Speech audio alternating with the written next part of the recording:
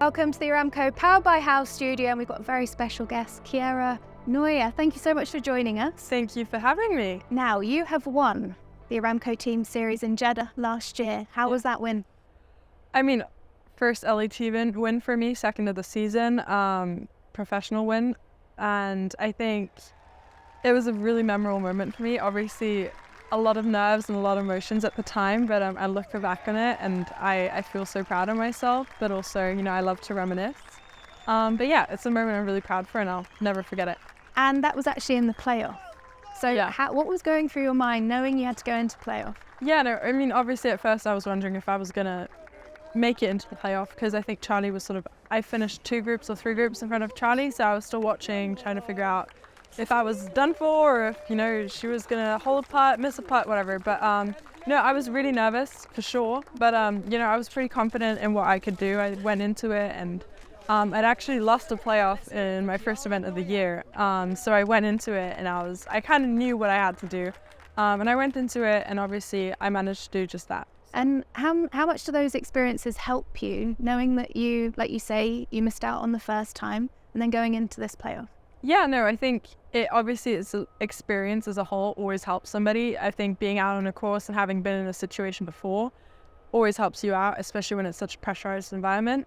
But I went into it. I was actually so much calmer in the actual playoff than I was before, or even on 16, 17, 18 in my actual round. Because I think obviously the playoff, you want to do your all, of course, but at that point, you lose it, you finish second. So you've already, achieved a whole ton. So I just gained my LET card prior to playing the event. So I was in a really good spot emotionally as well. And I went into it and, I played a good round of golf at the end and, I got the title.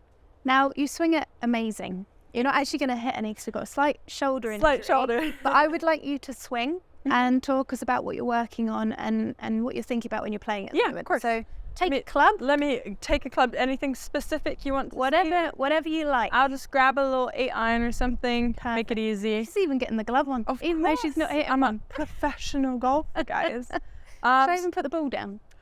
We can pretend the ball's there. Yeah, 100%. I'll hit one. No, I think obviously this is kind of influenced by what I went through in my shoulder injury. I kind of went and worked on some incorrect things, and technically they were probably not the best, and also biomechanically they weren't the best. So I obviously injured my shoulder and then played more golf than I should have, which is basically the story of every injured golfer at that point. But so I kind of had to go back to swinging it the way I did last year, which is really interesting because in my head, looking at the swings sort of me the last 2 months, you'd think, oh, well, that's a really aesthetic golf swing. That's the swing that must work for me because I was hitting positions that kind of fundamentally were pretty good. But I think it just showed every golfer is so individual and I had to go back to my patterns. So for me, that was kind of, as my shoulder was hurting, I worked a lot before, which was incorrect, on trying to tuck my arm under. Bad choice, but that's what I did. Hindsight is a wonderful thing. Yeah, so I was very internal this way. Yeah. And obviously when you get here and your shoulder's already there and then you add pressure and force and speed, there's a lot of compression going on and it's just not a good spot to be in. So I think for me, especially even now at the tournament on the range, I do a smoothie, which is what me and my coach have kind of been working on. So I look at me sort of trying to maybe just do a 3/4 swing. And I know this will look silly, but I'd like to feel myself as if I'm a baseball player. Matthew Wolf style here. Yeah, almost. But I like to feel like I'm a bit of a baseball player. Get this really pointed almost into my pocket and this arm really out. It's an exaggeration, obviously. If I swing like this, I'm going to be very unhappy. But that's basically the gist of the backswing. And then the downswing has kind of been me trying to release it a little better because as I kind of got more and more this way, I kind of had to hold it off a lot more to try and get that club because I was so steep through it, I had to make space. So that was the only way I could hit a golf ball. So right now it's kind of getting back into the old pattern of being able to release. And it's been so nice to see because my draws really come back. I think I went through a phase where I was kind of hitting baby foot fades and, maybe low cuts, and that's not exactly the shot shape that suits my eye. So it's really nice being able to achieve those shots again. Of course, I can still hit a fade, but just for me and how I work, the draw's kind of the way to go. Mechanically. Yeah, so how important is for everyone at home to actually over-exaggerate those feelings on the backswing? I think it's so feel versus real, right? That I think every golfer, every athlete has some sort of feel of what they're doing. and then the reality. I think even to people at home going to the gym, you know, a move might feel a certain way, but it's not actually that way. So I think exaggeration is basically the only way to kind of try and combat that. Because obviously once you put speed to it, it's going to change things. I think one of the main things when I think about my smoothies, I call them smoothies as well, which sounds a bit weird. Wait a minute, where are we going? Yeah, my smoothies, right? Protein shakes. No. When I do those swings, I want to see that ball go like 20 yards left and kind of low. I mean, I can hit one now, but it's that exaggeration so that when you add speed to it, or you're in a pressurized environment or whatever it is, or you're doing a full swing, things are going to shift slightly because you're going to try and go back to your old pattern. So you got to try and force it a little bit. And how do you translate that from practice on the range to this week being in a tournament? Yeah, no, obviously, I think that's kind of where management of time kind of comes in, because you want to make sure that you're in a spot where you know exactly what you need to feel. So you don't want to be in a spot where you're on the range and you're trying to figure things out and play around with things, because that doesn't really work when you're pressurized and you're on the course and whatever it is. So you want to obviously know what you're working on, and then 2, you want to have spent obviously a good chunk of your time having worked on it before. You don't want to show up and obviously have this brand new movement all of a sudden and you're scared where it's going to go. So I think obviously last few weeks I've been very vigorously working on this, and obviously very slowly also building my swing up. But yeah, when I'm on the golf course, I feel that in the practice swing. I feel it, I visualize it like that, and then obviously when I step up to it, it's all about committing to the shot. And I think obviously having been away from tour for 5 weeks and coming from an injury, that's a really tough thing to do, because I think it's so easy when you're playing well to commit to things and be super comfortable. And I think a lot of golfers will relate to that. But I think I did a really good job today of sort of owning the golf swing a little bit more and kind of getting back to the way I should be thinking and used to think. Because I think yesterday specifically, I mean, it's my first tournament round with a brand new golf swing, generically speaking. That is hard. Yeah. And I think everyone at home can relate to that when they're trying to make changes, and taking it to the golf course is a whole other kettle of fish. Yeah, it's not fun. How much of your routine is kettle of fish a saying? We're going with it. We're going with it. How much do you rehearse really slow when you're out on the golf course? Yeah. No, I mean, on the golf course, I'll do my smoothies. I'll do a couple slow motions. See a few smoothies. I've got a couple waggles, you know, so I'm doing my takeaway. Yeah. Almost most of the time I'll do a couple before as I'm in setup to hit the shot, because I want to feel myself. The moment I take that club away, I don't need to worry about this, because this is going to solve itself. It's going to have the ball flight I want. Especially when you've got a tight fairway, you got OB left and water, right? You don't want to be thinking about position. I'm glad you think about these things. Yeah, as no, well. I do, and I shouldn't be, but I do. And obviously, sometimes you got to punch yourself in the face and say, okay, you know what? I'm going to force myself to commit to this.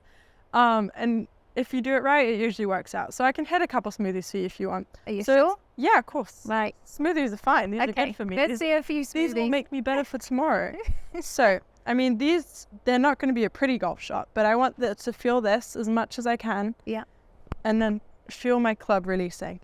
I want that club turning over, and I want to feel that draw. And like you say, you really want the ball flight as well to be moving. Yeah, I want it to potentially start straight, but then really curve over.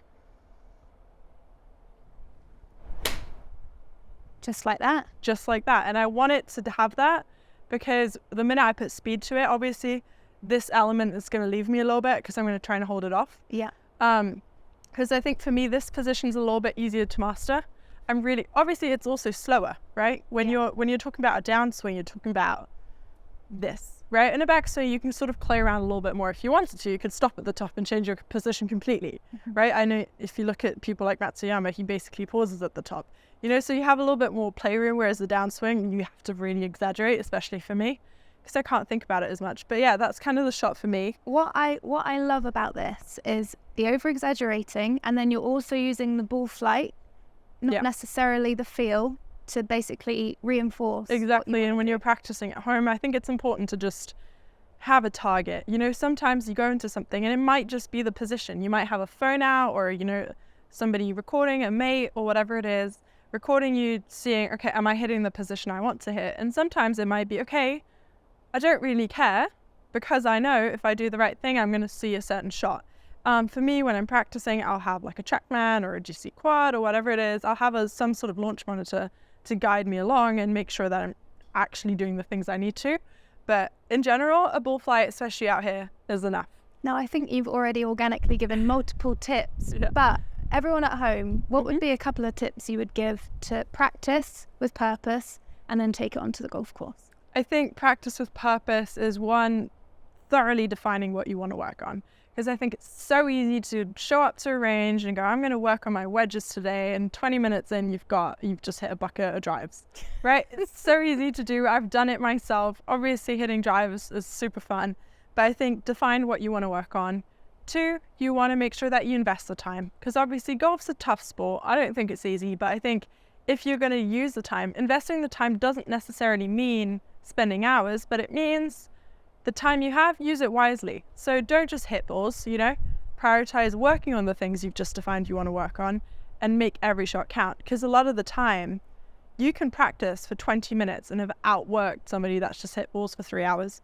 And I think that's a big part of obviously professional golf, elite golf, but also just regular golf. I think, especially as an amateur who's probably working, you don't have 4, 5, 6 hours a day to grind it out, but 20 minutes sometimes can make a really big difference. How much do you think your injury has actually influenced how you practice? Because you've got to be really... For sure. I mean, obviously, I love golf.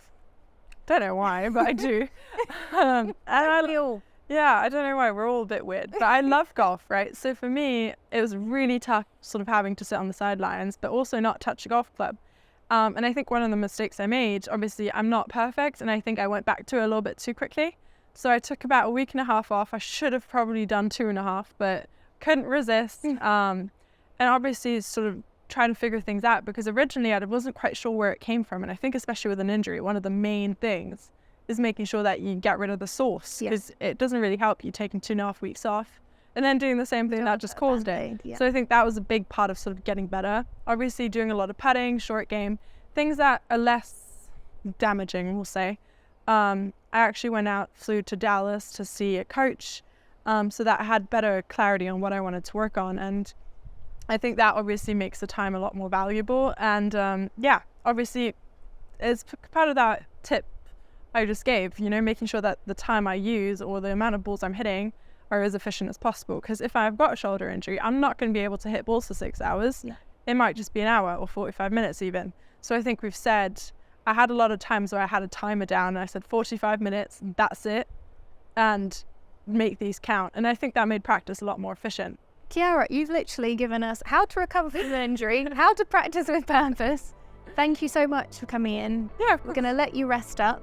Thank you. I played with you at pre-Q for the Women's British Open 3 years ago. We were trying to work it out. Yeah. You were unbelievable then. You've gone on to win. I think you're amazing. Thank you. Good luck the rest of the week. Thank you. Thank you.